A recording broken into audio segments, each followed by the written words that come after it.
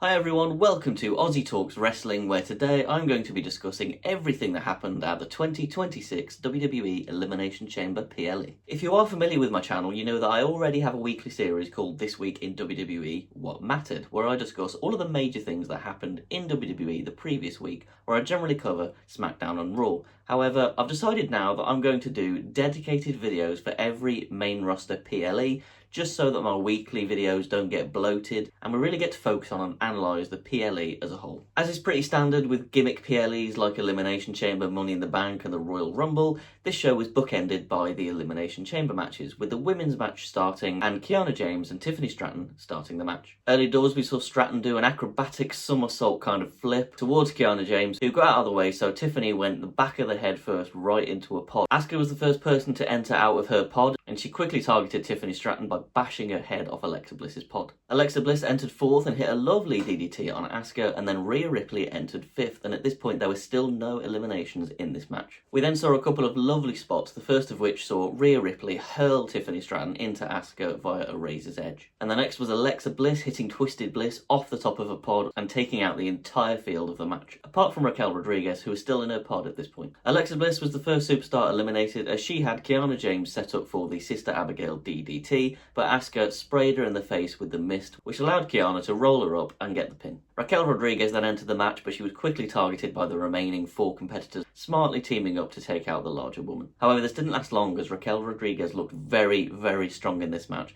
She started off by power slamming Kiana James straight through a pod through both panes of plexiglass. Then we saw her pick up Asuka for a Tahana bomb, and she hit that onto Kiana James and pin them both simultaneously. Raquel was looking very strong at this point, however she was eliminated after Rhea Ripley hurled herself off the top of a pod with a cannonball, taking out Raquel, who was on the top rope at the time, allowing Tiffany Stratton to take advantage and hit the prettiest moonsault ever to pin her and eliminate her from the match, leaving it to just Rhea Ripley and Tiffany Stratton. Tiffany was busted open, and this match ended with her going for a prettiest moonsault ever, but Rhea Ripley shoved her from behind, causing Tiffany to go face first into a pod, and Rhea Ripley took full advantage by hitting her with a riptide and pinning her 1-2-3 to book her spot at WrestleMania 42.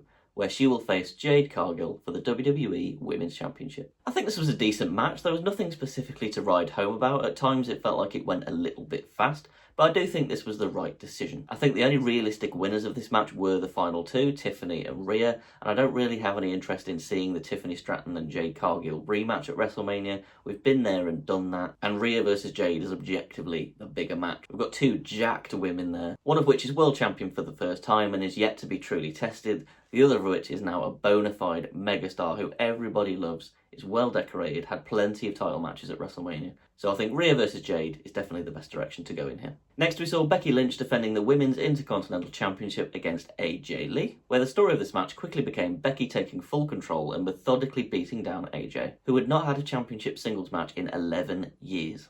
However, AJ did get a second wind in the match, and I thought she looked quite good considering how long she's been absent out of the ring. She hit a Shining Wizard on Becky, who was able to kick out at 2. Unsurprisingly, there were some shenanigans in this match, with Becky Lynch exposing one of the turnbuckles, but she inadvertently kicked the referee Jessica Carr clean in the face, and AJ Lee locked in Black Widow on Becky, who was tapping out, but there was no referee there to call the match. Becky was then able to hit the manhandle slam, and the referee had recovered in time to make the pinfall. However, AJ did kick out at 2 to keep her hopes alive. Becky did later attempt to use the exposed turnbuckle yet again, but Jessica Carr stopped her, which further feeds into Becky and her conspiracy theories that Jessica is a bent referee. So she stopped her from doing it, which ultimately led to Becky Lynch leaping towards AJ Lee, AJ getting out of the way, causing Becky to go face first into that exposed turnbuckle. AJ locked in the Black Widow, and Becky Lynch tapped out to lose her Women's Intercontinental title. So AJ Lee is the new Women's Intercontinental Champion. This was a big surprise for me. I thought this was a decent match. Good storytelling. I was pleasantly surprised with how good AJ Lee looked, considering how long it's been since she had a singles match. But I really expected Becky to get the win here by some shady tactics, and then we'd see the rematch at WrestleMania where AJ would win the belt. However, I'm certainly not complaining about this. This was an entertaining match. I'm happy with the finish. I've got no complaints with AJ winning the championship, and I still wouldn't be surprised if we do this rematch at WrestleMania. The only real drawback I can see is now that means Becky has tapped out to AJ Lee 3 times in a row, the first being at WrestlePalooza,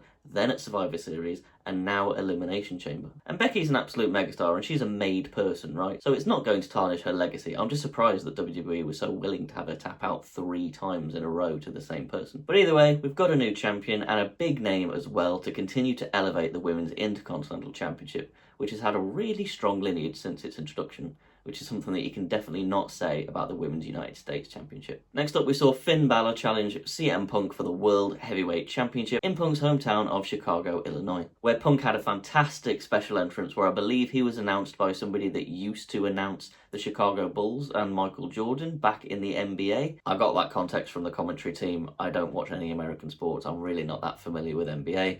Of course, I know who Michael Jordan is, and I have watched The Last Dance on Netflix, which is a really good sports documentary if you haven't seen it. But this was a really special entrance and something really nice to see for Punk in Chicago. This was a really entertaining match with Punk and Balor going back and forth throughout, and in the early stages of the match we saw Finn Balor targeting CM Punk's ribcage, and every time that Punk would go for the GCS, Finn would counter it in various different ways. As we know, leading into this match, Finn Balor explicitly asked the Judgment Day to stay backstage so he could do this by himself. And there was one point in the match that was really interesting as he hit a coup de grace on Punk, who kicked out at 2, and you could see Finn standing leaning over the ropes, looking down the entrance ramp, contemplating whether he should call the Judgment Day down to the ring to help him, but he decided against it. By the time Punk was able to land a go-to-sleeper onto Balor, he fell straight through the ring ropes and outside of the ring, so Punk could not take advantage and get the pin, which led to Finn actually hitting a missile dropkick on Punk straight through the barricade on the outside. The closing stages of this match saw Finn Balor go for a coup de grace, but Punk was able to grab his leg and counter it into the sharpshooter. Finn didn't tap out and he was able to reach the bottom rope to break the submission. However, this did take too much out of him as Punk was able to lift him up for the GTS, hit him with it clean and pin him to retain his World Heavyweight Championship. This was a really enjoyable match, and from a purely wrestling point of view, easily the best match of the night. Finn Balor looked really good here, and it shows how criminal it's been that he's been booked the way he has been for as long as he has been in the WWE.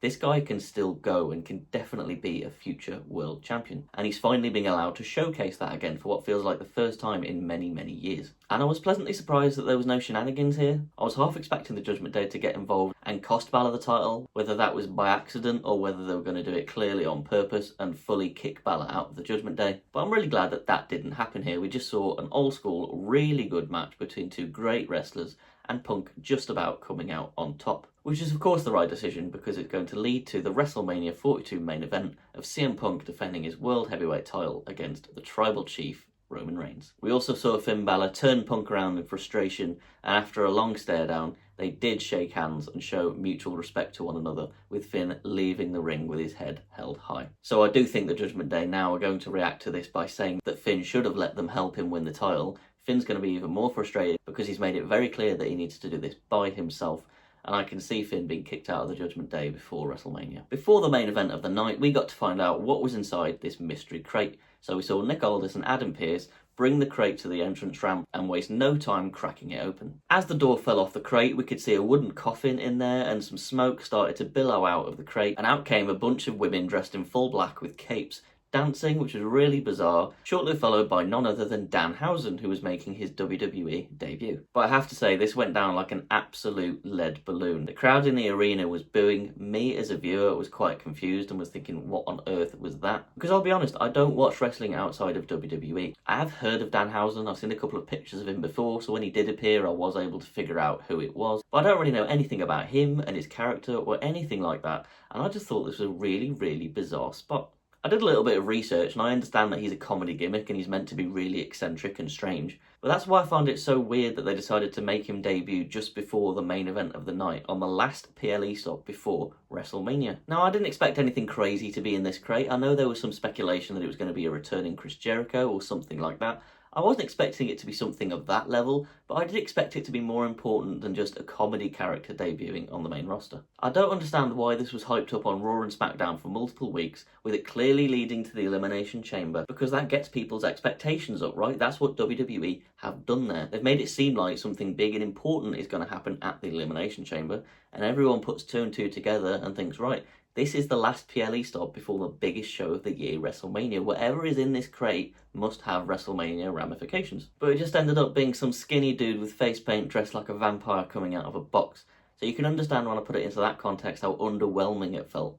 And this is nothing against Danhausen at all. I don't know anything really about the guy, and I'm sure he's really good at what he does. If he's meant to be a comedy character, I'm looking forward to seeing him on the main roster. I'm sure he'll have some really funny skits with people like R-Truth in the future, and there's absolutely a place for that in pro wrestling. I just think it was absolutely brain dead to have him debut in this manner at this show, and even at this point in the show as well, because all WWE has done here is set him off on the back foot before he's even started. For example, I watch all of WWE main roster PLEs with my best mate, Ben.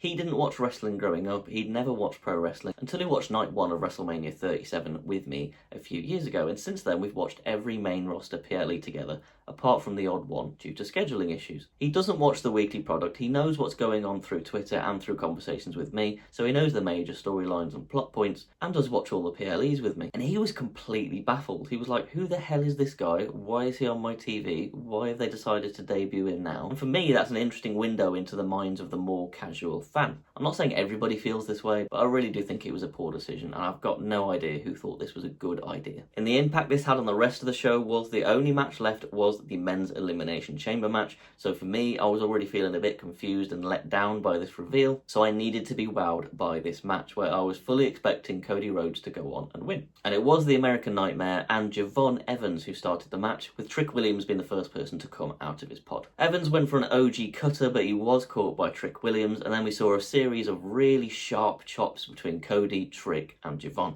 Next out of his pod was Logan Paul, who was representing the Vision and taking the place of Bronson Reed, who I believe was originally going to be qualifying for this match, before they had to call an audible and have Jey Uso win the match.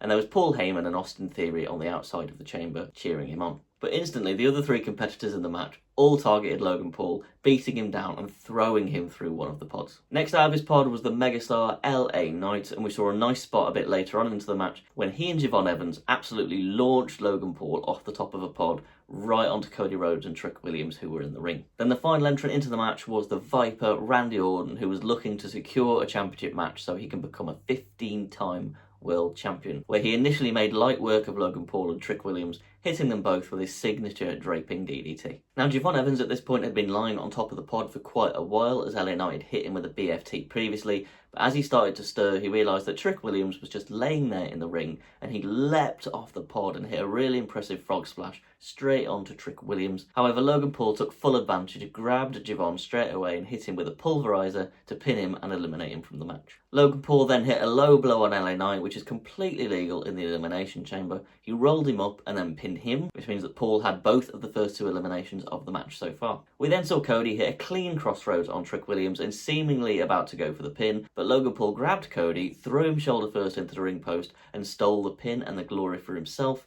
and pinned Trick Williams to eliminate him from the match also, meaning at this point Logan had eliminated half of the field himself. And this is where the match really erupted into absolute chaos. We saw a masked man appear and started to try and scale the outside of the chamber, which was quite confusing because you can't get into the chamber by scaling it, so I don't really see what the point was there. But he was quickly dragged down by security, who were clearly expecting this because of the previous involvement of masked men, which is a small detail but I thought was quite important. They dragged this guy away, and as they were dragging him up the entrance ramp, they pulled off his mask, and yet again, it was a completely unrecognisable person. Nobody had a clue who it was. But then yet another masked man appeared and walked into the Elimination Chamber as the door was open because Trick Williams had just been eliminated. They got into the ring, hit a curb stomp on Logan Paul, which allowed Cody to pin him and take him out of the match, and the masked man revealed his identity to be none other than Seth freaking Rollins. As I was expecting, it turns out that Seth Rollins was behind the masked men all along, or at least that's what I'm expecting WWE to reveal in the near future, and Seth is clearly coming back to get his revenge on the Vision who kicked him out of his own group. This did get a loud reaction from me. I'm really happy to see Seth back. I've definitely missed him on the main roster, but I am curious as to where the storyline is going to go now, because he was kicked out of the Vision really by Bron Breakker, who instigated it by spearing him, and then Bronson Reed, who of course joined forces with Bron Breakker to take over the group. But both of them are now out injured for an undisclosed amount of time. So the only people left in the Vision are Logan Paul and Austin Theory, both of which who joined the group after Seth was extricated from it. Then more craziness ensued as WWE Champion Drew McIntyre entered the Elimination Chamber to attack Cody Rhodes. He was beating him down in the corner, but Randy pulled Drew off, hit him with an RKO, he bounced up instantly, Cody was able to grab him from behind, hit a crossroads, but the second that Cody got up from hitting that crossroads, Randy Orton struck and hit an RKO clean and pinned Cody Rhodes straight away to book his place in the WWE Championship match at WrestleMania 42. And I was so happy with this finish. I was screaming at the TV, really excited for Randy to win this match, because I was a little bit cynical going into this main event, and it wasn't helped by the lackluster Danhausen debut beforehand, but I was fully expecting Cody Rhodes to win this. And I've got nothing against Cody, right? I love Cody, but I've got no interest in seeing Cody versus Drew for the 4th time this year at WrestleMania. We've already seen it, we've already done it, and by the time they had their 3rd match, which was that 3 Stages of Hell match on SmackDown, I was feeling extremely cynical and wasn't really able to fully enjoy it as a fan, because I was at the point where if they didn't give Drew the title, it would have been an absolute waste of time and he would have looked like a complete moron. And of course, being a child of the Ruthless Aggression era, I'm more than happy to see Randy Orton win here and get what I believe is now his 3rd WrestleMania main event. And it's crazy to think that it's only going to be his 3rd. But I'm really excited at the prospect of seeing Randy Orton versus Drew McIntyre again. I love their feud back in the pandemic era when Drew was WWE champion and they traded that title back and forth a few times. They had some really enjoyable matches, including Hell in a Cell and an ambulance match, which I think a lot of people actually forget because the pandemic era obviously feels like its own thing, which was a long time ago. So I'm really happy with the result. I was ultimately very happy by the end of the show because of this. We got an awesome Seth Rollins return, we got Randy Orton winning the match, which is a bit of a swerve for me. However, I can't help but feel now that Triple H's booking is really starting to get over the top, which is why when the Finn Balor CM Punk match finished without any outside interference whatsoever, I was really pleasantly surprised, because I got to the point where I'm almost conditioned to expect there to be some sort of interference or shenanigans, but there wasn't, which was really nice. However, this main event was completely overbooked. But I'm not going to complain in this instance. I'm really happy with what happened. We've got Seth freaking Rollins back. We've got Randy Orton again in the main event of WrestleMania. So we might have taken a bit of a strange route to get there, but we got from A to B, and I am happy with where we are. I suppose my one criticism of the booking of this is, why on earth was there the first masked man in the first place that tried to scale the chamber? I don't know why he was even there, because he just got dragged away from security and then unmasked to be a complete nobody. Then we saw Seth come in straight afterwards. I don't really see the point in that whatsoever. You could have just had Seth come in, do everything that we saw him do, and it would have had the exact same level of impact. And also, like I mentioned earlier, why did the guy try and scale the chamber in the first place? Like, what was he going to do? He's going to climb the chamber and he can't get in the chamber. He can't do anything. He just would have been there, stood at the top of the chamber, doing nothing.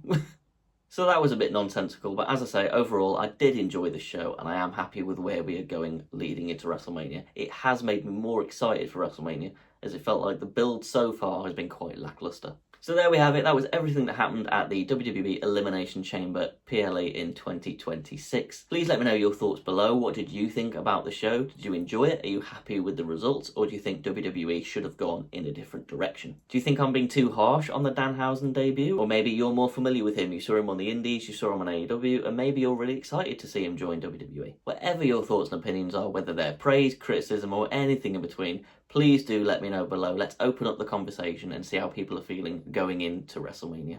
Thank you guys for watching this video. I do appreciate it. As I said, I will be doing these videos now after every single main roster PLE. So if you did like this content, please do support my channel in any way you can, whether that's subscribing, hitting that bell for notifications, liking the video, leaving a comment below, or just tuning in for the next video that I post. The next time you guys will see me will be this Friday at 10 AM UK time, where I post my weekly series, This Week in WWE What Mattered, where I'm only going to cover SmackDown and Raw and not the Elimination Chamber, as I've made this video dedicated to the PLE itself. So until next time, see you later.